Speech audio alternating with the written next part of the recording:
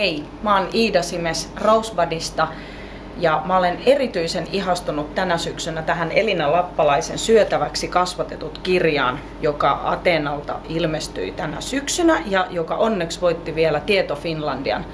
Elina Lappalaisen kirja on aika jännä, kun ajattelee, että hän itse on lihansyöjä. Eli tämä kirja ei ole manifesti siitä, että ryhtykää kaikki kasvissyöjiksi tai vegaaneiksi, vaan itse asiassa ihan eettisesti hyvin kasvatettu liha on oikein hyvää ravintoa. Mutta suomalaiset syö 78 kiloa lihaa vuodessa ja suurin osa tästä on kaikkea muuta kuin eettisesti kasvatettua.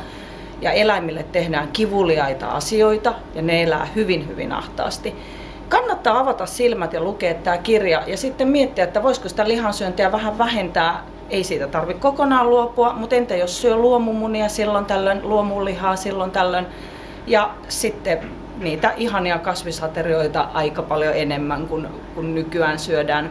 Ja siitä muuten kiittää sitten myös ilmasto.